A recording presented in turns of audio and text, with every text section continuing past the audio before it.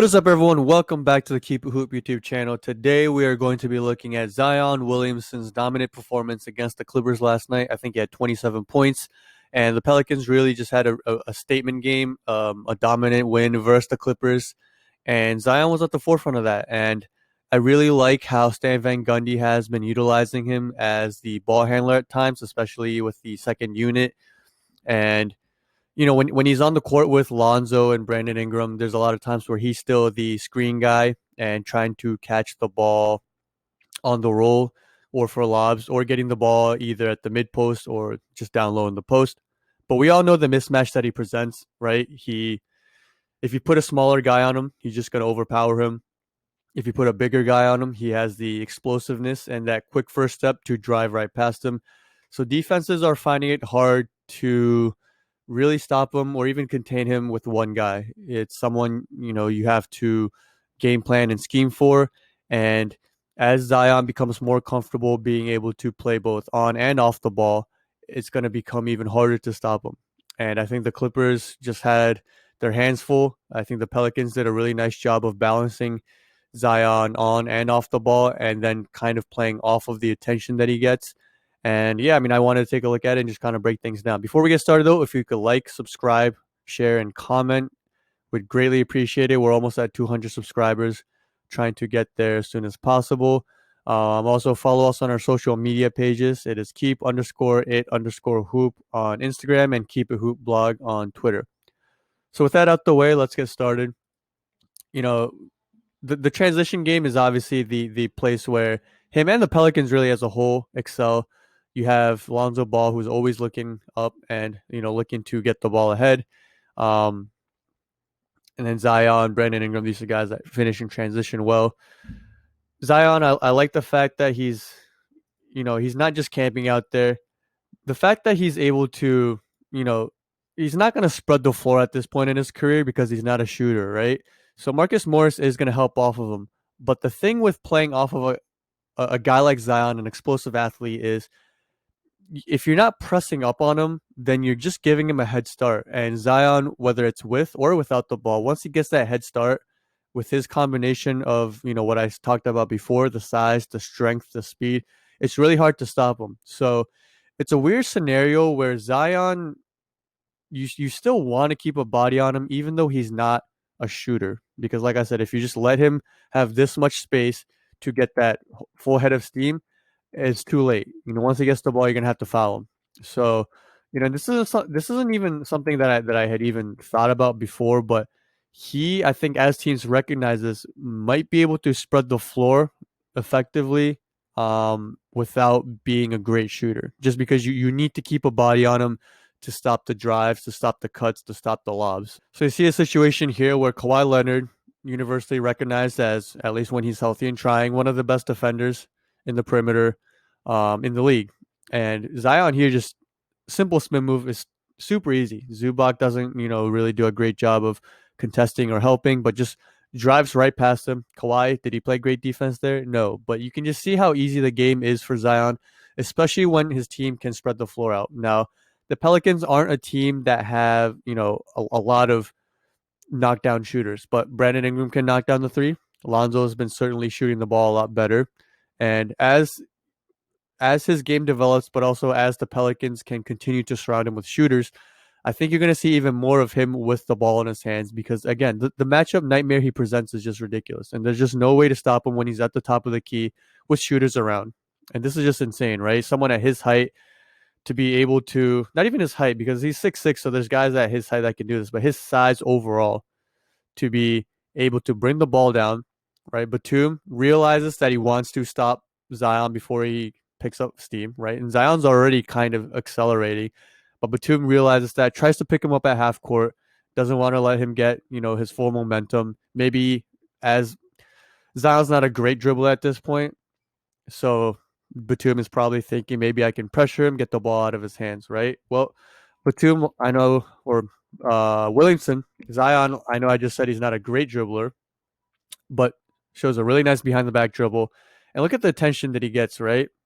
Lou Williams is looking, Terrence Mann helps, Batum, initial defender, Paul George helps, Marcus Morris helps. There's, besides Lou Williams, who's not really helping. There's four guys in the paint trying to stop Zion. Josh Hart has an open shot. Lonzo has an open shot.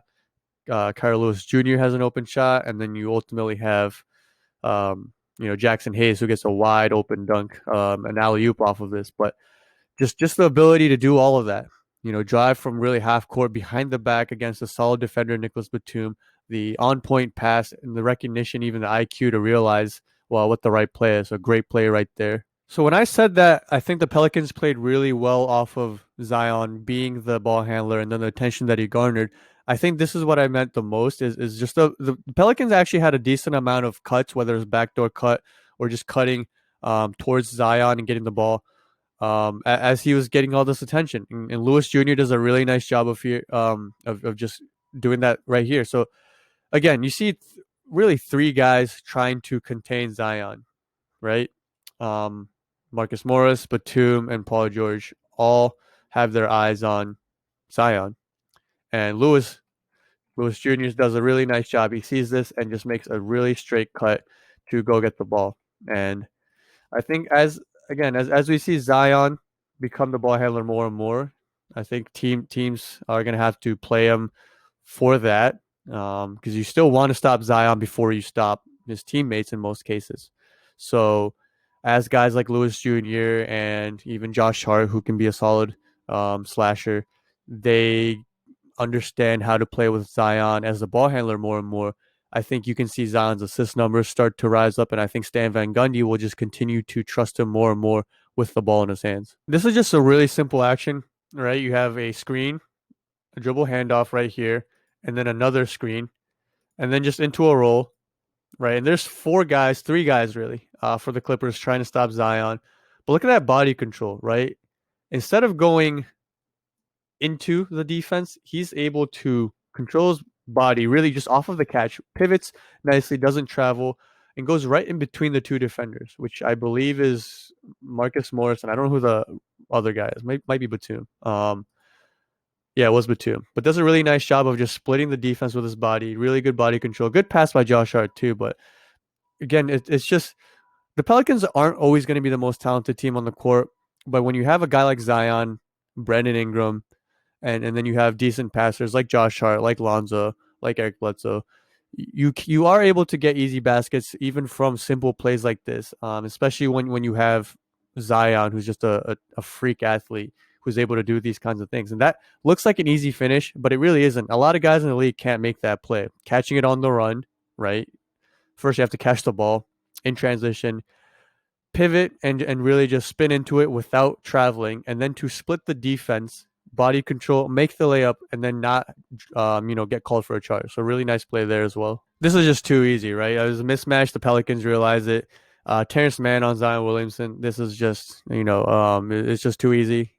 And especially when he gets the ball at this point in the paint or, on the floor, one step away from the paint, there's really no rim protector on the court. Patrick Patterson isn't a traditional big. Luke Kennard is a small forward. Kawhi's a small forward. Reggie Jackson, the point guard, and Terrence Mann, whatever you want to call him, not big enough to guard Zion. And he just muscles himself into there. And again, just no rim protection.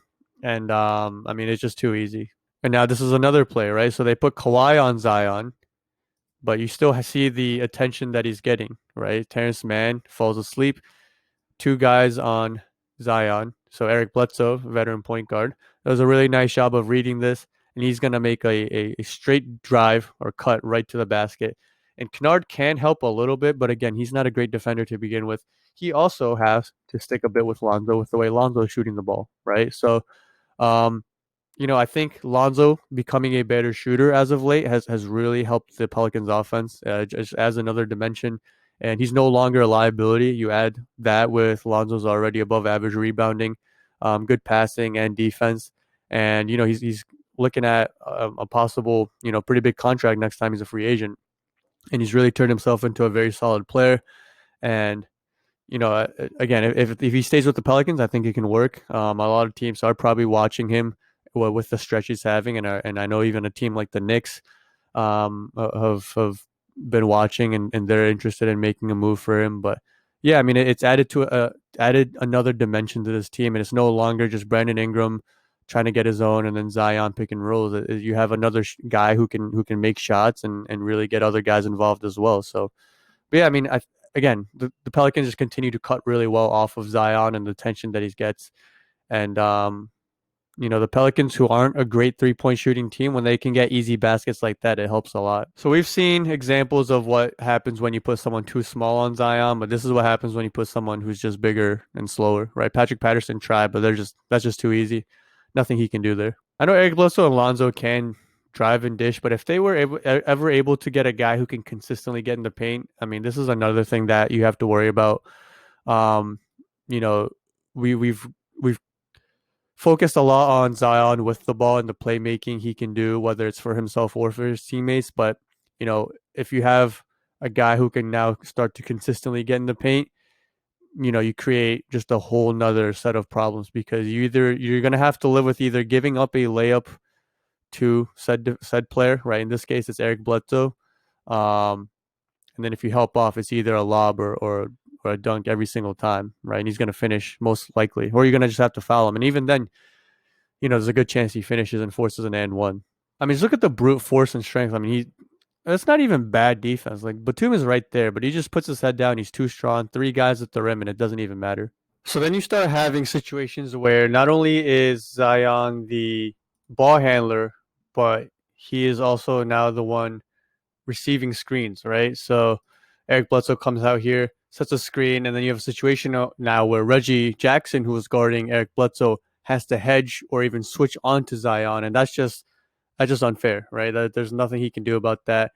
Again, you have Marcus Morris at the rim, and then Paul George, Kawhi on the weak side, but no real rim protectors. And as NBA teams continue to try to play small ball for their offense, the Pelicans and Zion are just going to be able to continuously punish them, because they can play small ball on defense with Zion without having to play small ball on offense.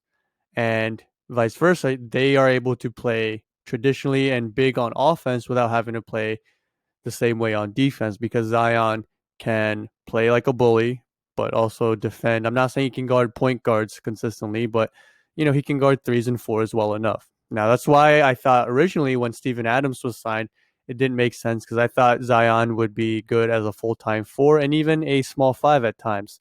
And I mean, you can see here though, right? Like, again, if teams want to play small, I mean, he's just going to go in, bully them. Nice footwork, nice spin move. Left's going left, but has that really nice floater and touch around the rim. So defense is going to be a key for the Pelicans going forward, because, again, they just like getting out in transition. Again, like I said, Brandon Ingram, Zion, even guy like Kyle Lewis, Bledsoe, Lonzo, Josh Hart, Jackson Hayes. You have multiple guys who are just better in transition and like to really get out and run. Patrick Patterson, again, just mismatch. Nothing he can do there. There really isn't. It's not even like that was awful defense. There's just nothing he can do. Transition again is going to catch a lob, or not a lob, but catches it in transition. Good hands, and then you can see the passing here. As the Pelicans continue to improve, if they can surround him with shooters, and Stan Van Gundy is going to be able to really play him on the ball, and I like this action a lot, actually. And I don't even know if it was on purpose, but Josh Hart is the one cutting through first. He's going to set a little bit of a screen, and it doesn't do anything here, but I think they're going to be able to do a lot with things like that. As long as they continue to trust Zion with the ball and the decisions he can make. You have a situation now here where, again, it's no rim protectors, and just not enough size to keep Zion out the paint, which means once he gets there, they have 4 people in the paint to try to stop him. Josh Hart gets a wide open 3. So look, the 16-22 record for the Pelicans this year is very disappointing. I expected more from them, and this has been a up and down year for the team. But going forward for the rest of the season, as well as next year and just beyond, the 2 keys that stand out really are just continuing to surround Zion and also Brandon Ingram with shooting, and getting better at defense. Because if they're able to spread the floor for Zion and Ingram, and really let them do what they're best at, and really just get their own shots, and we've already seen both of those guys improve as playmakers as well, but obviously they're both better as score first guys. If you can get a guy who can, maybe another guy or two who are really just knockdown shooters, and just improve their defense, and and possibly get a guy who can and drive and dish, so you can continue to play off of Zion's athleticism, get him lobs, and have him catch the ball near the rim, and really make the defense decide if they want to stop the penetrator, right, and stop him from getting a layup or a dunk, or just keep a body on Zion, because we already talked about how he's able to spread the floor even without being able to shoot, just by the virtue of you need to keep a body on him to stop him from just cutting at full speed. So hope you guys enjoyed this video. I just wanted to break down a little bit about just how the Pelicans have used him as a ball handler, his versatility, his skill. We've all seen the highlights and everything he can do with the dunks and the highlights, but just shedding a light on some of his other skills. Please remember to like, subscribe, share, and comment, and we'll be back tomorrow with another video. So see you guys then. Peace.